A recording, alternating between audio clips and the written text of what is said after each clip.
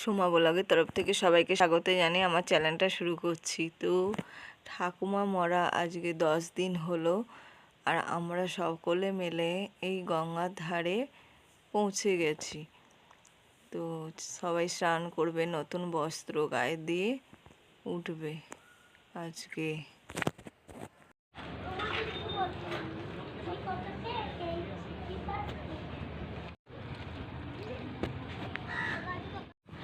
সব চাল দিয়ে দেবো, সব দিয়ে দে, তিল চাটি রেখে দে। এবার না তুই সরা এদিকে, পড়ে যাবে, এদিকে সরাসো। কাঁচা দুধ কয় দাও, দিয়ে দাও, বাস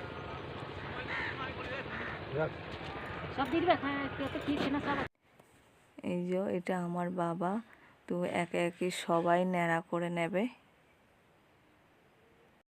টিপু দেবো না, মুখ দেবো না, ইয়েতে যখন দাড়ি চামছো তখন দিই না। হ্যাঁ এমনি দূর থেকে দিয়ে দাও। হ্যাঁ দূর থেকে এখান থেকে দিয়ে দিবি। ঘুরে বসলি পড়ে যাবি না। তারপরে সামনে করবো।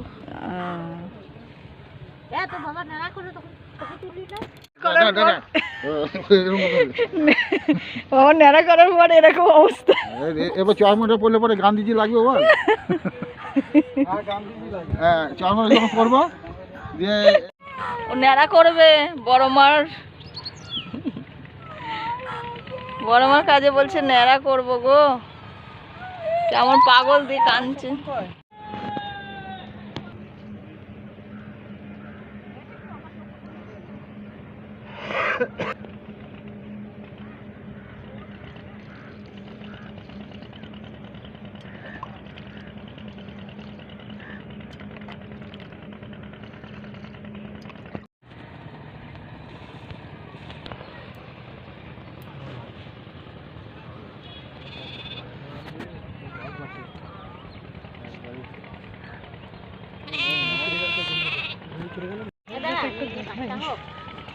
নিমাকে একটু তাকা রে, তো থবড়াটা একটু দেখি ন্যাড়া করার পর।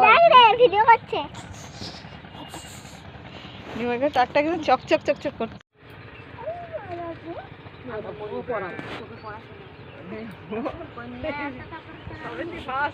ও এইটুকু না, ও এত বড়।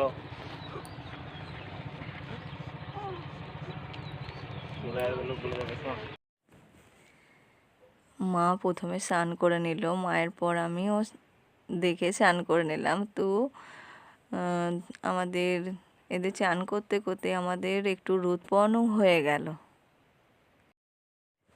এই যে নেপাল থেকে কত লোক এসেছে, ওখানকার ভাষায় কথা বলছে, কি কথা বলছে বুঝতে পারছি না। তবে আমাদের গোরাংবাড়িতে এসে প্রতিবার আসে দেখি আর প্রণাম করে যায়, আর এই গঙ্গার ঘাটে এসে মাথায় জল নেয়।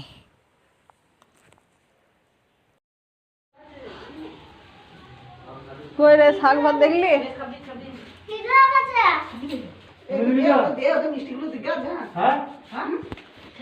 কি হচ্ছে এটা শিপু?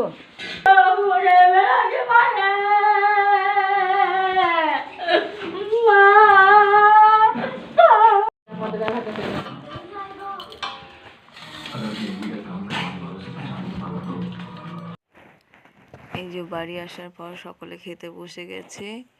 আর ভিডিওটা ভালো লাগলে লাইক করো, কমেন্ট করো, শেয়ার করো। এখনকার মতন বাই।